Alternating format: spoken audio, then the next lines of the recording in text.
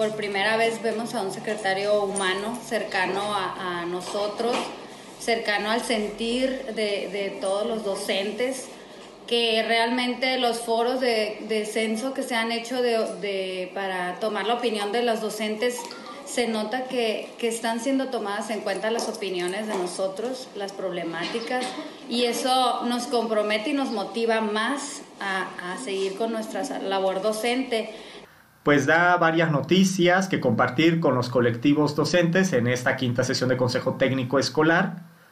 Sin embargo, quedan algunos puntos pendientes, porque recuerden que nosotros pues estamos en la realidad, o sea, directamente en las aulas, en las escuelas, con los alumnos, en las oficinas de supervisión.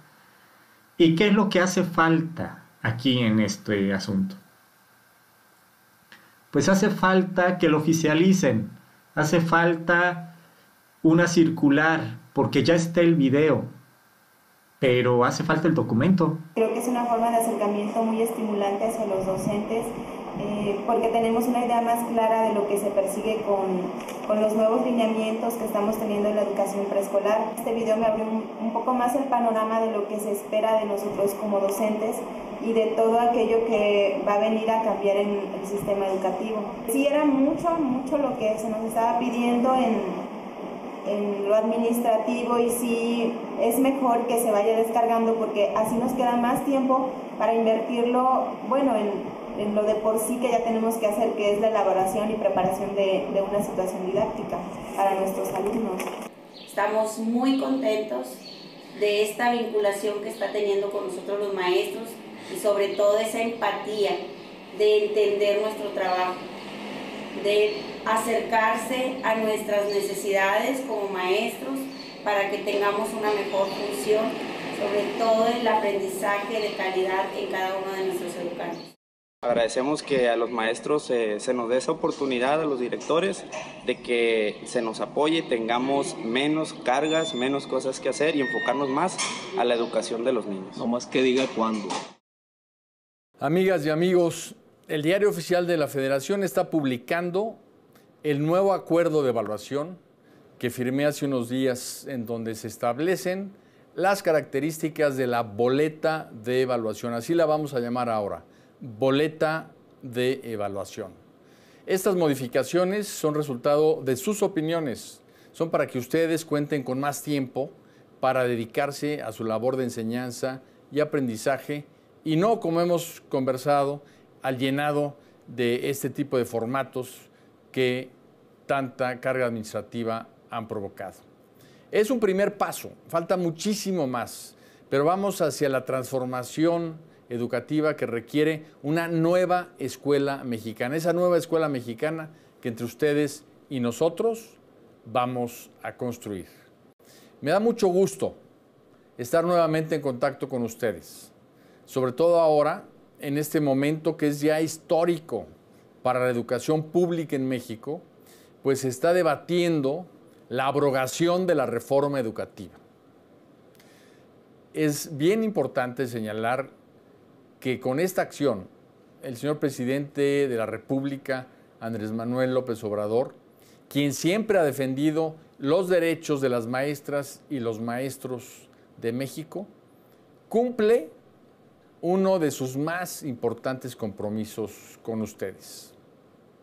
Como saben, la iniciativa que dará a nuestro país una educación pública incluyente, equitativa, de excelencia, pertinente en todos los niveles escolares y que abrogará la reforma educativa, se fundamenta en la consulta, en donde pudimos escuchar, y a muchos de ustedes los escuchamos, en sus propuestas, opiniones y participación de maestros, padres de familia, especialistas, tanto en los foros como en la plataforma que recibió más de 64,000 ponencias, y en las visitas domiciliarias que 70,000 personas nos ayudaron a realizar. Esta iniciativa, que constituye el Acuerdo Nacional para la Educación, puede resumirse de manera muy apretada en los siguientes puntos. Primero, se abrogó todo el texto constitucional previo y, como consecuencia, también se abrogan las leyes del Servicio Profesional Docente y del Instituto Nacional para la Evaluación de la Educación. Con ello, no más evaluaciones punitivas ni obligatorias. En contraparte, y esto es una gran noticia, nace un nuevo derecho docente, el sistema de formación y actualización del magisterio. Un sistema gratuito, porque muchos de ustedes saben que los cursos muchas veces se los cobran. Va a ser obligación de la autoridad educativa brindarles a todos ustedes la actualización y la preparación que requieren para ser cada vez mejores maestras, mejores maestros. Cuarto, no habrá liga alguna entre evaluación de cualquier tipo y permanencia en el empleo. Esto también es muy importante porque queda explícito dentro de la Constitución. Quinto, al maestro se le da un rol, se le reconoce como el agente de la transformación social. A diferencia de la denostación y de la crítica que durante tanto tiempo se le dirigió a las maestras y las maestras de México, ahora se les da un papel relevante que es el que les corresponde. Sexto, al centro la enseñanza y aprendizaje y no las cargas administrativas que actualmente agobian al profesorado.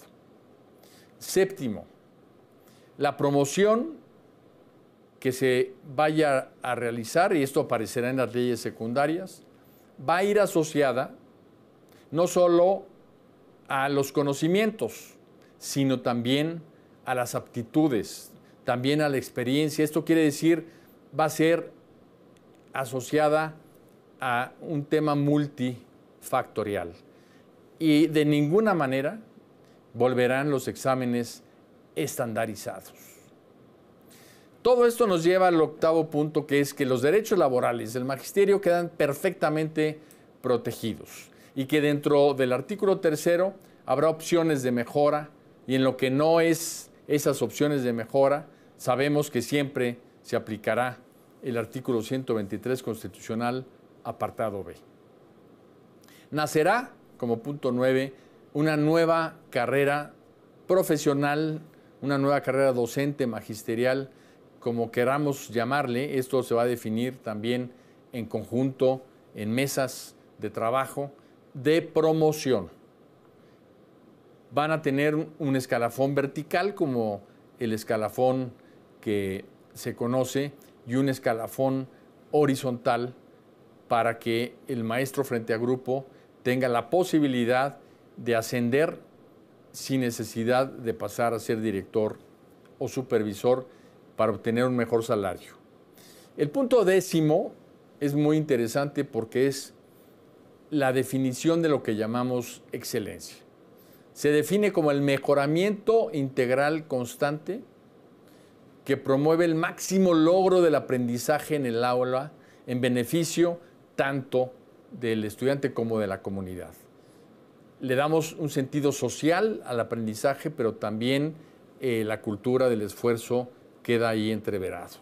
Es algo que va a llevar a nuestras niñas y niños precisamente a saber que deben de superarse y superar también a su entorno.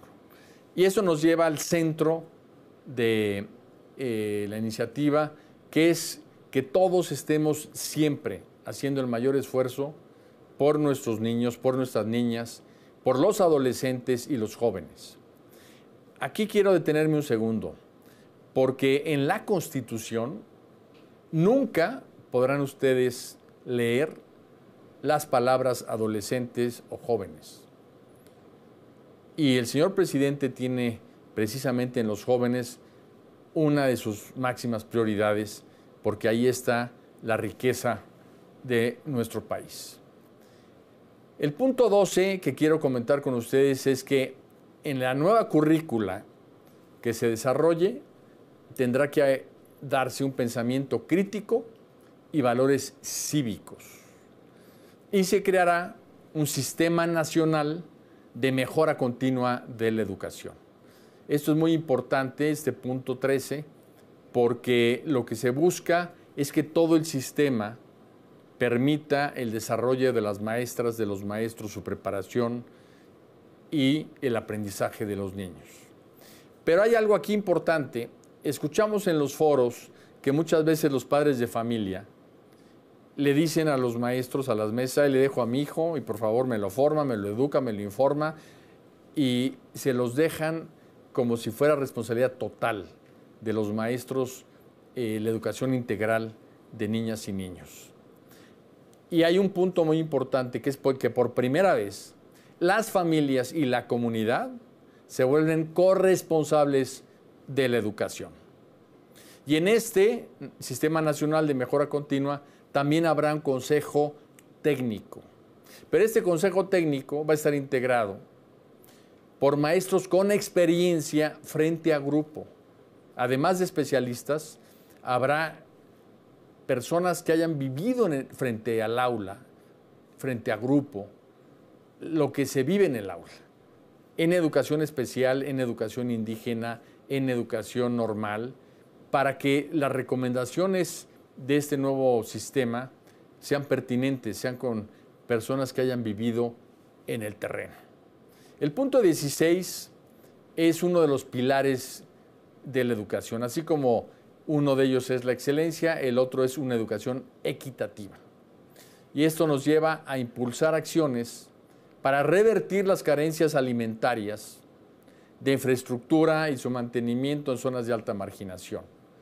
Y además, ofrecer becas para favorecer la permanencia en la escuela y la nutrición de nuestras niñas, niños y jóvenes. Por ejemplo, en educación media superior, que es donde más abandono hay en nuestro país, la beca es universal. Y en educación básica estamos hablando de alrededor de 7 millones de becas. El 23% de nuestras niñas, niños y jóvenes van a estar recibiendo una beca, lo que habla de la apuesta tan grande que tiene nuestro señor presidente en fortalecer la educación pública mexicana. Nuestra educación va a ser inclusiva y así queda textualmente en la Constitución. Es el punto número 17 que quiero hablar con ustedes. Va a ser integral, intercultural y plurilingüe. Se trata de respetar los derechos de todos, pero también de tener acción afirmativa en quien está más rezagado. Por eso va a haber una gran fortaleza en la educación indígena y en lenguas indígenas. Va a formar a los agentes de cambio que México necesita, fortaleciendo la educación normal. La educación normal va a estar protegida por la Constitución para que dejemos de una vez y para siempre de marginarla, de hacerla a un lado, de no considerarla. La educación normal tiene que ser un punto central de la prioridad de la autoridad educativa. Y otro punto que quiero tratar con ustedes es que la educación y cualquier tipo de información o medición que se haga nunca volverá a ser estandarizada, homogénea, como si todo el país tuviera la misma realidad. Va a haber una educación para las diferentes realidades de México, una educación pertinente con contenidos y políticas por regiones. La base de la educación será nacional, porque todos somos mexicanos y debemos de comulgar de principios comunes. Pero también tendrán un contenido muy importante regional para que haya una correspondencia entre escuela, maestros, alumnos y su realidad y su entorno.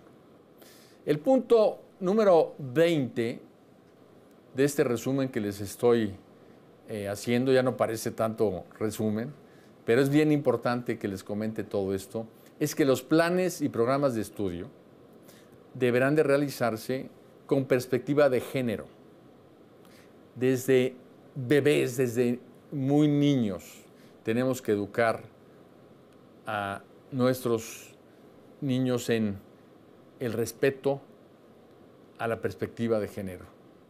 Basar la educación en ciencias y en humanidades. Se le va a dar mucho peso a las humanidades, a la historia, a la geografía, al civismo, a la filosofía, pero también a la tecnología y a la innovación. Y en términos regionales, vamos a darle un gran peso a las lenguas indígenas y también a las lenguas extranjeras, a las artes, en particular la música, y algo fundamental, que regrese la educación física, así como el civismo, a nuestra escuela, que regrese el deporte escolar, la activación física. Promoción de estilos de vida saludables, todo esto en un marco de literacidad y con el cuidado del medio ambiente siempre presente. Este paquete de materias será lo que va a diferenciar la nueva escuela mexicana de una escuela que solo educaba para el empleo. Lectoescritura, matemáticas y ciencias. La riqueza de darle este enfoque humanista a la nueva escuela mexicana es que educa para la vida. Y educa poniendo los derechos humanos, la igualdad sustantiva, la cultura de paz, la honestidad y la mejora continua como valores que siempre deben estar presentes en la vida de nosotros los mexicanos.